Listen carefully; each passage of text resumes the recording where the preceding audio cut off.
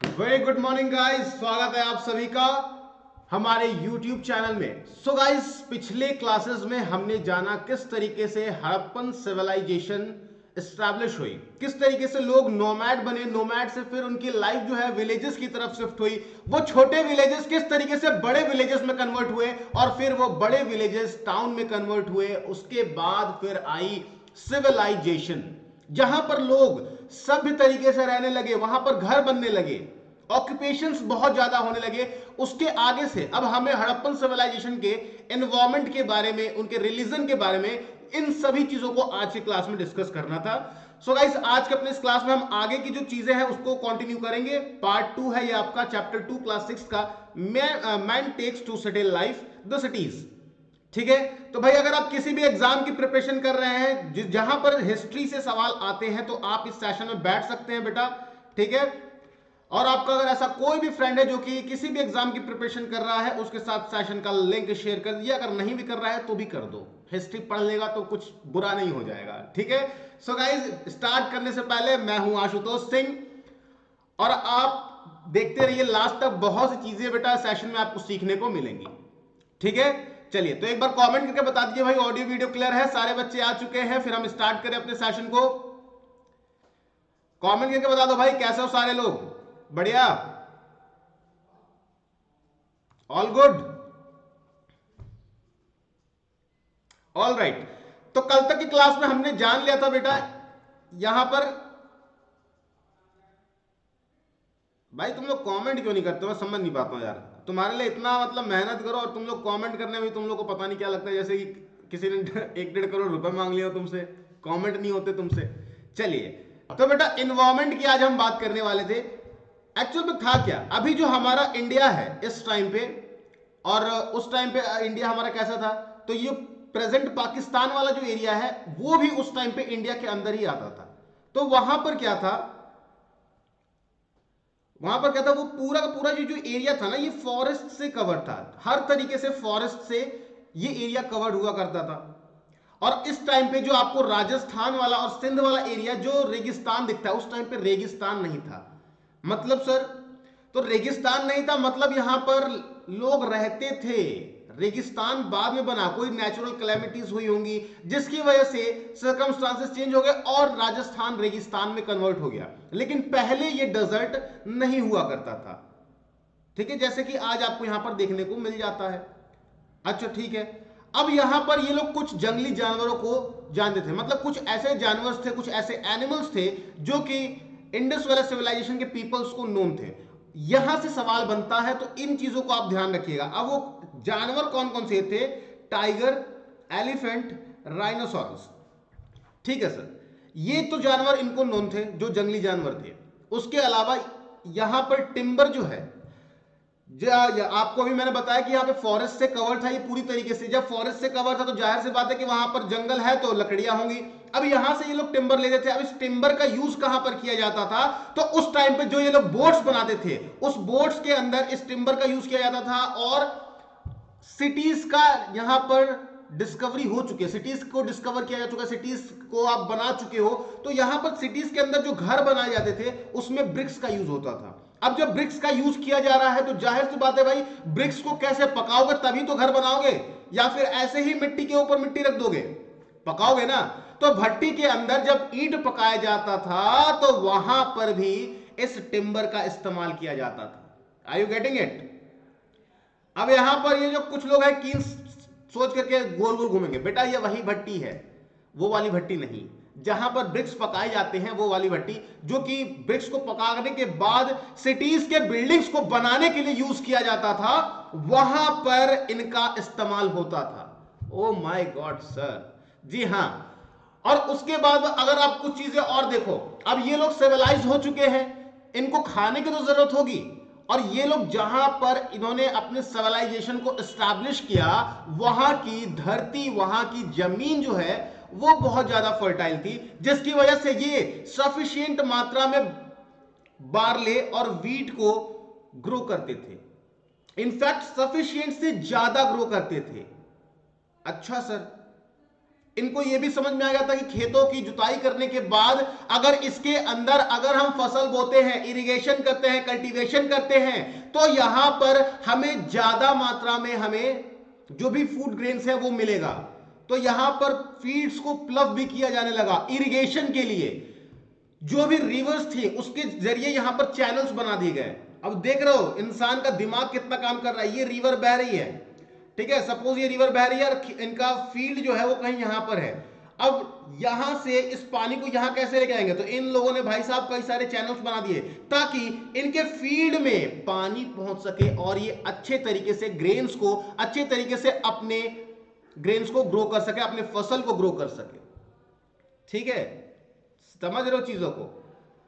अब यहां पर ये सिर्फ इतना ही ग्रो नहीं करते थे। पहले वाली क्लासेस में आपने क्या देखा कि भाई हर एक बंदा जो है, हर एक फैमिली अपने लिए खाना भी बना रही है, अपने लिए खाना उगा भी रही है, मतलब फसल को उगा भी रही है, उसी को खा रही है। उसी के अंदर कुछ बंदे जो हैं, उसी के फैमिली के अंदर कुछ बंदे जो हैं वो क्या कर रहे हैं, वो घर बना रहे हैं, कुछ लोग पोल्ट्री बना रहे हैं, महिलाएं खाना बना रही हैं। लेकिन अब ऐसा नहीं है। अब कैसा है?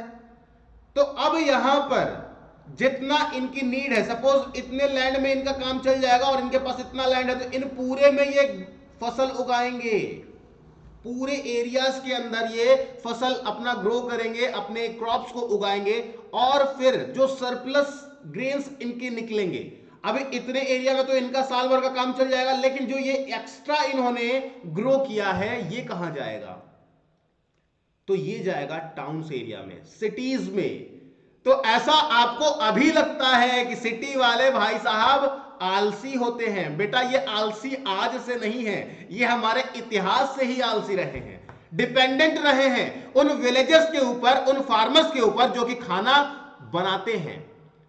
खाना बनाना तक भी ठीक है, चलो खाना सिटीज में रहने वाली लेडीज बना लेती हैं, लेकिन जब क्रॉप्स को ग्रो करने की बारी आती है, they were totally dependent on villagers. मतलब ये विलेजेस के ऊपर डिपेंडेंट थे, ये उगा करके लाएंगे और फिर हम इनसे एक्सचेंज में ले लेंगे। तो फिर सर ये सिटीज में रहने वाले लोग क्या करते थे? तो बेटा ये फील्ड्स के अंदर काम नहीं करते थे, मिट्टी लग जाएगी तो दिक्कत हो जाएगी। फिर क्या करते थे? ये बेसिकली जो लोग भी सिटीज के अंदर रहते थे वो ट्रेडर्स और क्राफ्ट्समैन होते थे।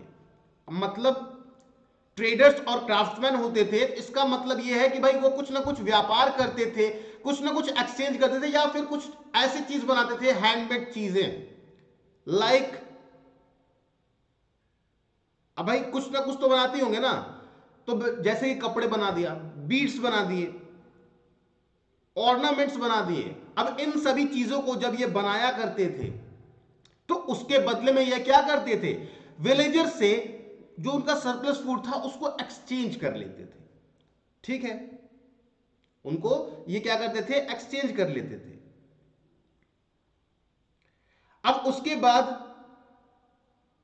आपको अभी थोड़ा पिछली क्लासेस में मैंने बताया था कि भाई हड़प्पन सिविलाइजेशन का सुमेर के साथ, सुमेर कहां पर, सुमेर का जो सिविलाइजेशन है वो कहां पर था? ये इराक के अंदर, प्रेजेंट हमारा जो इराक है, इनके साथ हमारा बहुत अच्छा खासा व्यापार था। अब इनके साथ अच्छा खासा व्यापार, तो सिटीज के अंदर जो बनने वाले ऑर्नामेंट से, क्लोथ से, बीड्स थे, वो इराक के साथ भी एक्सचेंज किए जाते थे। उसके साथ साथ अगर सरप्लस, हमारे पास सरप्लस फूड कुछ है, सरप्लस फूड मतलब एक्स्ट्रा ही हमने कुछ ग्रो कर लिया है, तो उसे भी हम इराक यानी सुमेर के सिविलाइजेशन से एक्सचेंज करते थे। समझ में आ रही है चीजें? तो इस तरीके से इंडिया का व्यापार जो है वो बाहर के देशों में भी हुआ करता था। अब भाई वहां की सिटीज और बिल्डिंग्स किस तरीके से हुआ करती थी? तो मोहनजोदाड़ो और हड़प्पा जो थे वो दो पार्ट्स में डिवाइड थे। एक जो था अपर पार्ट और एक जो था लोअर पार्ट। अपर पार्ट जहां पर सिटीज बनी हुई थी उसको हम कहते थे सिटैडल। ठीक है, अब यहां पर आधे लोगों को सिटैडल का मतलब ही समझ में नहीं आएगा। तो बेटा सिटैडल का मतलब ये समझ लो गढ़, सिंपल भाषा में समझो तो गढ़। मतलब कि जहां पर सिटीज बनी हुई है, हाईफाई घर बने हुए हैं, वहां पर हाईफाई सोसाइटी के लोग रहते हैं, उसको यहां पर सिटैडल कहा जा रहा है। और एक वो जहां पर विलेजेस रहते हैं, लेबर क्लास के लोग रहते हैं, मतलब कि वो सिटैडल से नीचे वाले एरिया में रहते हैं। ठीक है। अब इस सिटाडल के अंदर क्या क्या चीजें होती थी? सिटाडल के अंदर पब्लिक बिल्डिंग्स, मतलब लोग रहेंगे तो भाई बिल्डिंग्स तो होनी ही चाहिए, उसके अलावा ग्रेनरीज। अब सर ये ग्रेनरीज क्या है? तो बेटा ये जो है मोस्ट अट्रैक्टिव बिल्डिंग हुआ करती थी हड़प्पन सिविलाइजेशन के, इंडस वैली सिविलाइजेशन की। यहां पर होता क्या था? तो यहां पर होता यह था कि जितने भी सरप्लस फूड्स वगैरह हम लेकर के आ रहे हैं बाहर के देशों से या फिर किसी दूसरे विलेज से, तो उनको ग्रेनरीज के अंदर स्टोर करके रखा जाता था और इनको इतने अच्छे तरीके से डेकोरेट किया जाता था कि ये ग्रेनरीज जो है वो मोस्ट डेकोरेटेड बिल्डिंग भी कही जाती है हड़प्पन सिविलाइजेशन की। ठीक है। अब इनको सर बनाया कहां जाता था? इनको बनाया जाता था बेसिकली जो भी रिवर्स होती थी, जितनी भी रिवर फ्रंट हुआ करते थे, रिवर्स के सामने इनको बनाया जाता था, रिवर के पास में, ताकि यहां से अगर कोई भी फूड ग्रेन्स लेकर के आ रहा है तो इसको इजीली यहां पर स्टोर किया जा सके। अब यहां पर पास में बनाने का, नदी के पास में बनाने का इसको क्या वजह हो सकती है?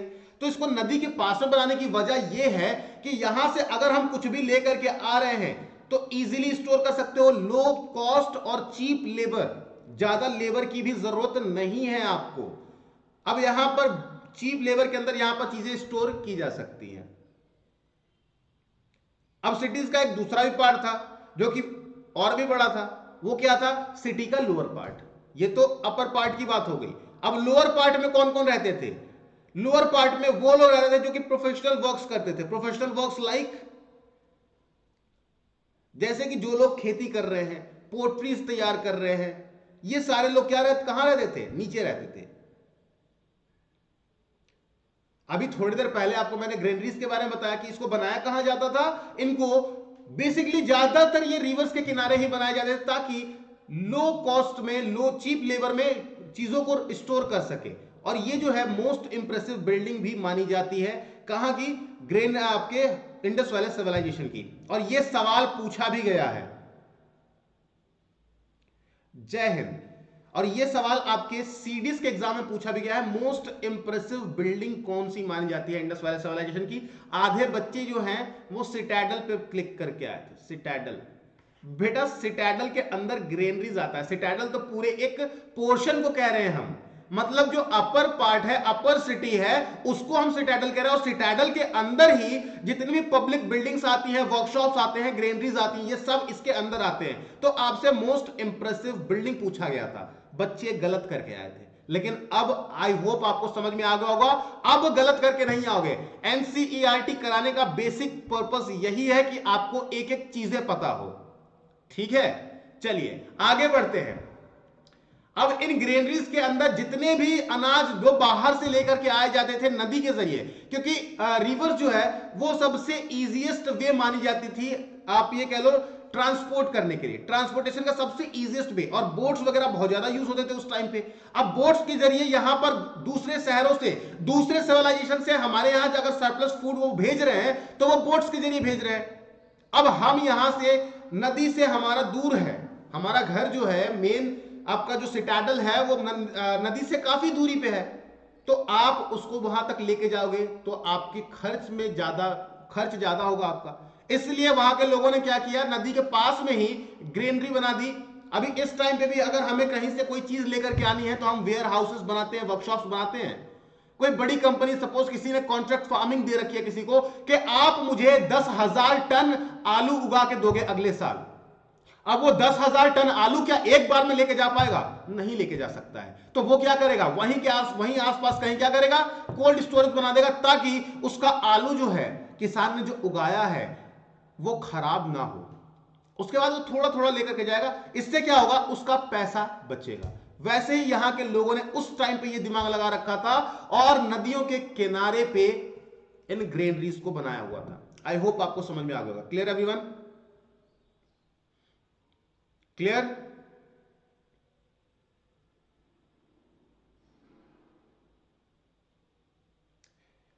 आई होप आप सभी को समझ में आ गया बेटा। अगर समझ में आ जाता तो एक बार कमेंट करके बता दिया कीजिए, क्योंकि आपकी प्रेजेंस यहां पर दिखनी चाहिए।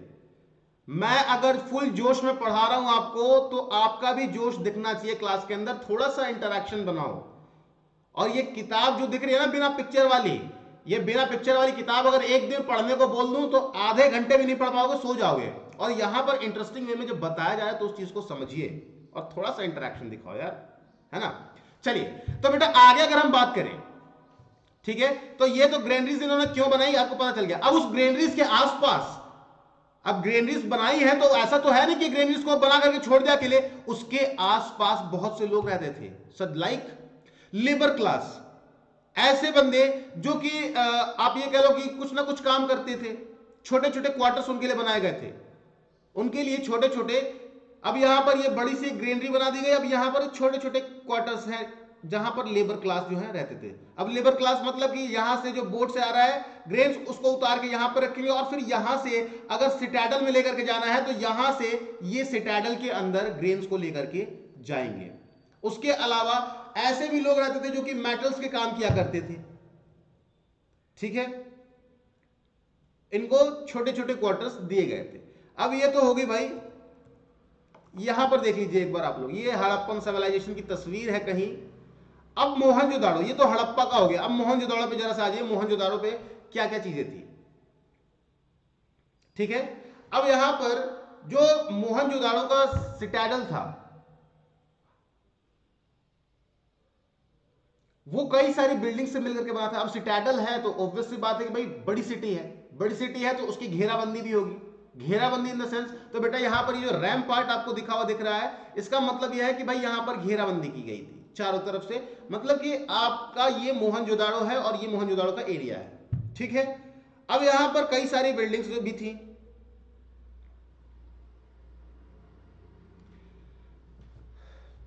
अब यहां पर बिल्डिंग्स तो थी और उसके साथ साथ कई सारी बड़ी बिल्डिंग्स भी देखने को मिल रही थी। और यह अज्यूम किया जाता है कि मोहनजोदाड़ो के अंदर ऐसा कुछ गवर्नर टाइप का हाउस, जैसे अभी आप राज्यपाल का घर देखते हो तो बड़ा सा एकदम राजभवन टाइप का रहता है, वैसा ही कुछ हमें यहां पर मोहनजोदाड़ो के अंदर देखने को मिला।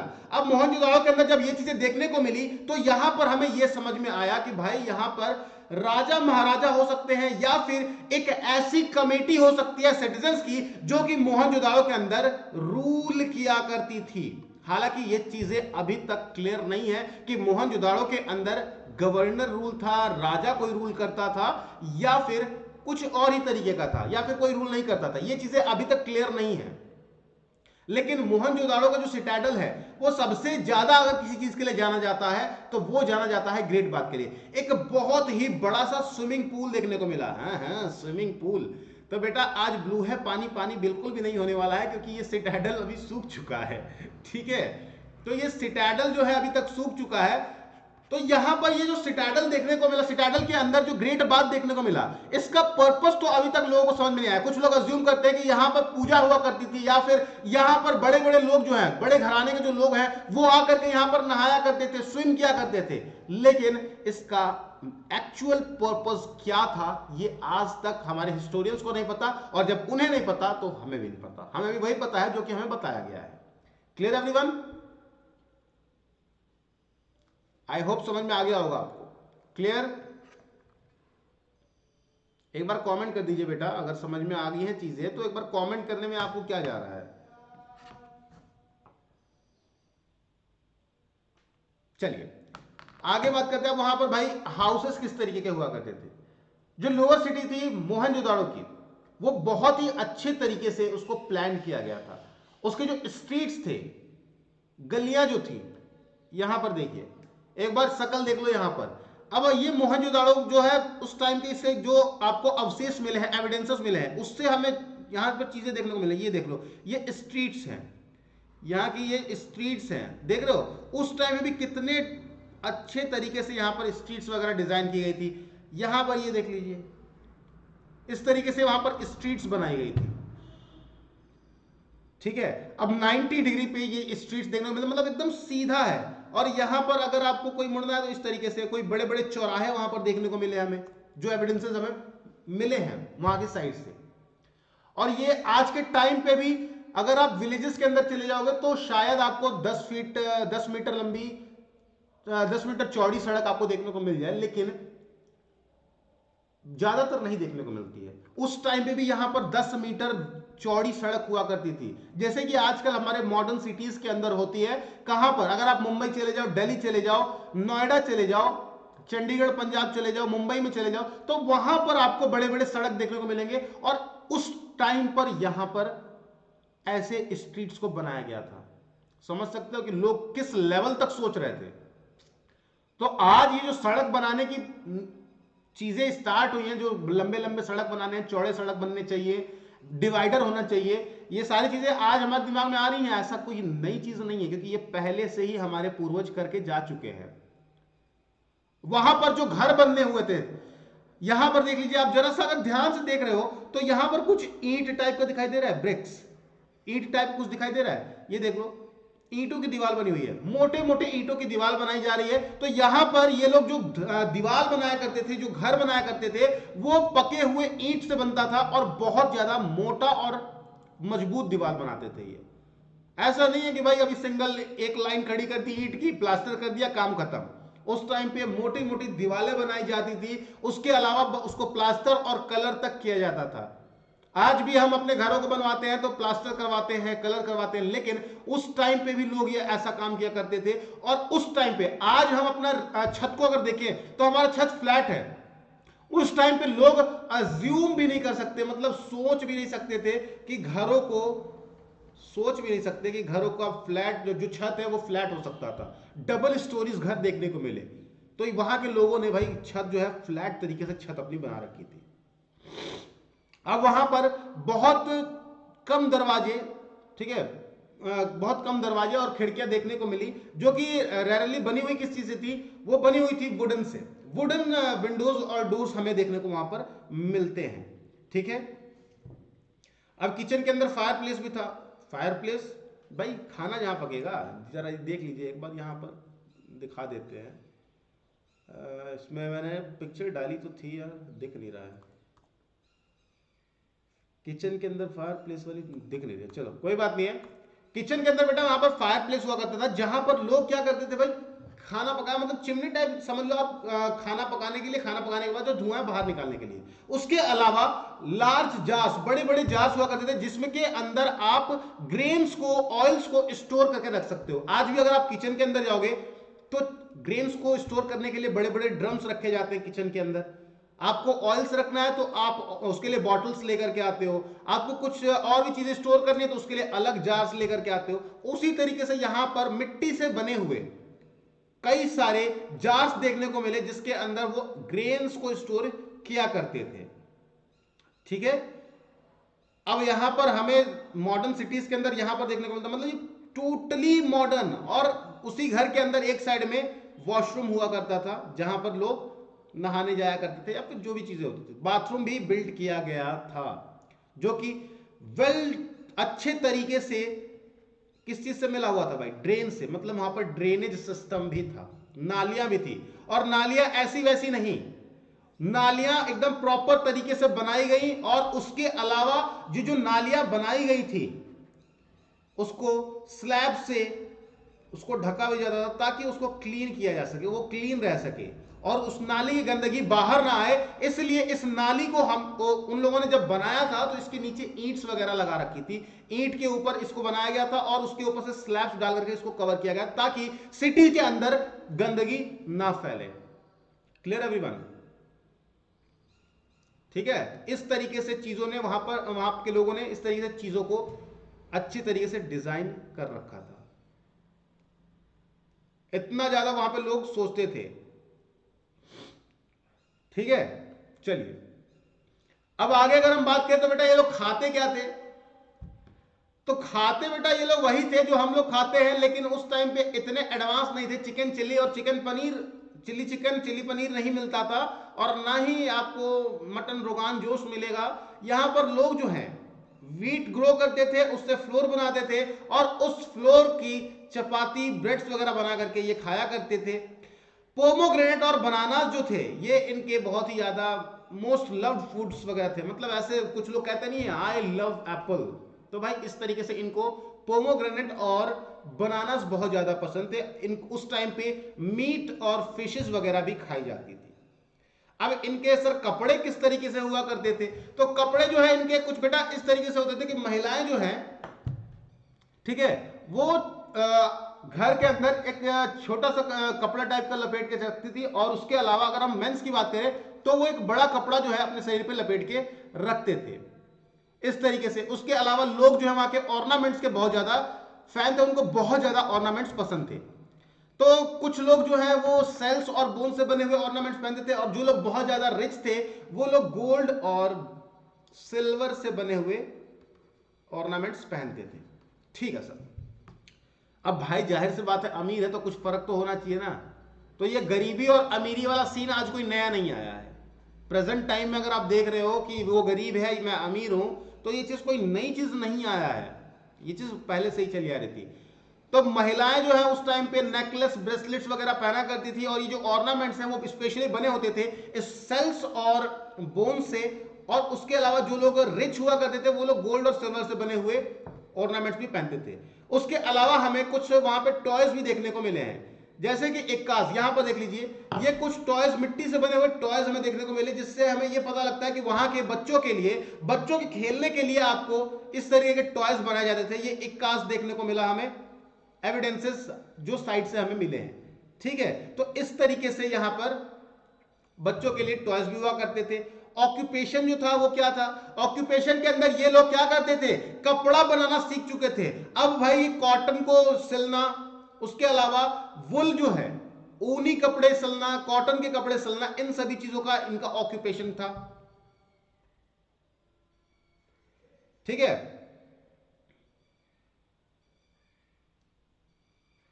तो भाई थोड़ा सा पार्टिसिपेशन आप लोग दिखाया करिए। इतनी एनर्जी लगाने के बाद तुम लोग पार्टिसिपेशन नहीं दिखाते तो मजा नहीं आता है बिल्कुल भी। ठीक है, चलो। Cloth was use by the Harappan people and was also sent to the towns along the coast of the Persian Gulf and to Sumer। अब यहां पर ये जो क्लॉथ्स वगैरह बनाए जाते थे हड़प्पन पीपल्स के द्वारा, जैसे अब यहां पर सपोज हम सारे बैठे हुए हैं और हम क्या कर रहे हैं, एक जगह हम सिविलाइज्ड है, एक कॉलोनी के अंदर सपोज रहते हैं। अब मेरा काम यह है कि मैं कपड़े बनाऊंगा, मैंने ढेर सारे कपड़े बना दिए। हाँ सर ठीक है। उसमें से एक जो बंदा है उसने क्या किया, ढेर सारा खाना बना दिया, मतलब क्रॉप्स ग्रो कर लिए। एक ने पोल्ट्री तैयार कर ली। अब यहां पर मैं हड़प्पा के अंदर जो मैंने बहुत सारे कपड़े जो यहां पर सिल दिए हैं उनको मैं क्या करूंगा भाई, ऑब्वियस सी बात है, जितना हमारी जरूरत का है उतना रखूंगा, बाकी क्या करूंगा बाहर के देशों में बाहर के लोगों को दूंगा, ऐसे फ्री में नहीं, उसके बदले में उनसे हम कुछ लेंगे। तो यहां पर हड़प्पन पीपल जो थे वो क्या करते थे भाई, जो भी एक्स्ट्रा सरप्लस कपड़े वो बनाते थे वो पर्शियन गल्फ और सुमेर में भेजा करते थे। सुमेर यानी इराक में। पोर्टर्स जो थे वो अपना भाई बिजी रहते थे किस चीज में, बहुत अलग अलग तरीके की पोर्ट्रीज बनाने में। जैसे कि भाई अब ये कोई छोटा बना दिया, कोई मोटा बना दिया, कोई बड़ा, कोई बहुत ज्यादा बड़ा, इस तरीके से ये ब्यूटीफुल डिजाइन वगैरह ये बना रहे थे। अब यहां पर जब डिजाइन से बना रहे थे, एनिमल फिगर्स बना देते थे, जिसकी वजह से इनके पोर्ट्री की वैल्यू जो है वो बढ़ जाती थी। इस तरीके से यहां पर ये ऑक्यूपेशन किया करते थे। अब व्यापार यहां पर कैसे होता था, तो यहां पर व्यापार जो है सुमेर के जो लोग हैं और आपके जो लोग हड़प्पन सिविलाइजेशन के अंदर रह रहे हैं, इनके बीच में, हड़प्पन पीपल्स और सुमेर पीपल्स के बीच में व्यापार हमें देखने को मिला, क्योंकि यहां के सील्स जो है वो हमें वहां देखने को मिले, वहां के कुछ चीजें हमें यहां देखने को मिली, जिससे कि हमें यह पता लगता है कि भाई व्यापार जो है इन दोनों के बीच में हुआ करता था एक टाइम पे। ठीक है, चलिए अब यहां पर अगर आप देख लो तो यहां पर ये भाई साहब जो है बैठे हुए हैं, ये क्या कर रहे हैं, पोर्टर्स व्हील है ये, इसके ऊपर ये क्या कर रहे हैं भाई, ये कुछ पोट्रीज तैयार कर रहे हैं। पोट्रीज तैयार किया, ये सपोज यहां पर ये देख लीजिए इन्होंने बर्तन तैयार कर लिए, और यहां पर ये कुछ महिलाएं लगी हुई हैं ये कपड़े बनाने में, यहां पर ये लगे हुए हैं कुछ घरों को तैयार करने में। देख रहे हो चीजों को इस तरीके से। अब भाई यहां पर हम बात करें तो लोथल के अंदर एक डॉक भी देखने को मिला है, डॉक को भी एक्सकवेट किया गया है। डॉक मतलब भाई इस टाइम पे डॉक्स वगैरह आपको देखने को मिलते हैं जहां बड़े बड़े जो समुद्री जहाज जहां पर आते हैं, तो लोथल के अंदर हमें एक समुद्री डॉक, हमें एक डॉक देखने को मिला जहां से हमें यह पता लगता है कि भाई यहां पर सामान जो गुड्स है वो बाहर के देशों से आया करते थे, क्योंकि डॉक होने का मतलब ही यही है कि यहां पर बाहर के देशों से क्या होता था, व्यापार होता था, ट्रेड हुआ करता था यहां पर। ठीक है, अब सिर्फ ये सुमेर के अंदर ही ट्रेड नहीं होता था, सुमेर के अलावा जो नदन अफगानिस्तान है उनके साथ भी हड़प्पन पीपल्स का यहां पर ट्रेड हुआ करता था। ठीक है, अब जरा सा बात कर लेते हैं इनके रिलीजन की। अब जिस तरीके से इजिप्ट और सुमेर के लोगों ने, ठीक है, उनका रिलीजन था या नहीं था we don't know, Harappan peoples का ऐसा कोई इंस्क्रिप्शन हमें लिखा हुआ नहीं मिला कि भाई ये किस रिलीजन को मानते थे या फिर किस तरीके के रिलीजन को ये फॉलो करते थे। लेकिन जो कुछ चीजें हमें देखने को मिली हैं वो हमें ये मिली है कि भाई शिव पशुपति महादेव की जो सील्स देखने को मिली है, उसके अलावा मातृशक्ति इनको बोला जाता है जिसको ये लोग पूजा करते थे। ठीक है, ये दो चीजें हमें एक्सकेवेशन के दौरान मिली हैं, जिससे कि हम ये अज्यूम करते हैं कि यहां पर ये लोग दो लोगों को वर्शिप किया करते थे, पशुपति महादेव और मातृशक्ति को। इन दो लोगों को ये क्या करते थे, इनकी पूजा किया करते थे, क्योंकि हमें यही दो सील्स जो है देखने को मिले हैं। ठीक है,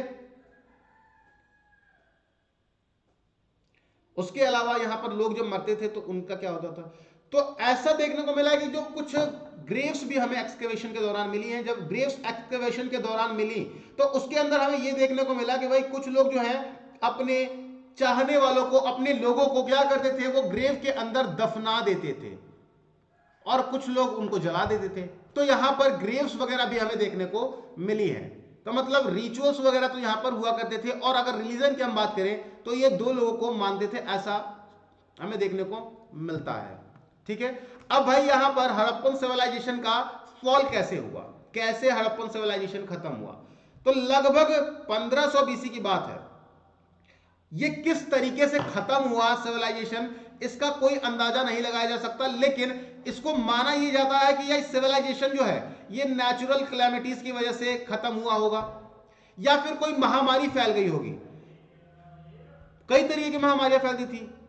अब या फिर बहुत तगड़ा फ्लड आ गया होगा, भूकंप आ गया होगा, जिसकी वजह से लोग जो हैं इस यहाँ के सारे मारे जा चुके होंगे, या फिर कहीं और पलायन करके रिफ्यूज होकर के चले गए होंगे, या फिर किसी ने अटैक किया होगा, ये अपने आप को बचा नहीं पाए होंगे उससे, और जिसकी वजह से हड़प्पन सिविलाइजेशन का यहां पर हमें डिक्लाइन देखने को मिलता है। तो एग्जैक्ट क्या रीजन था ये अभी तक हमें नहीं पता है, जिसकी वजह से हड़प्पन सिविलाइजेशन का डिक्लाइन हमें देखने को मिला।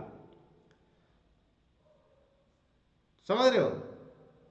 तो ये चीजें कैसे हुआ, तो अभी तक यहां पर इसके डिक्लाइन के बारे में ऐसी कोई भी पुख्ता सबूत, पुख्ता एविडेंस जो है, मतलब एक स्ट्रॉन्ग एविडेंस हमें नहीं मिला है कि भाई इसी वजह से इनका डिक्लाइन हुआ होगा। तो कई सारे सोर्सेज कहते हैं कि भाई यहां पर फ्लड आ गया था, मोहनजोदाड़ो मूवी देखी हो तो उसके अंदर बहुत तगड़ा फ्लड आ गया था क्योंकि इन्होंने बांध बना दिया था।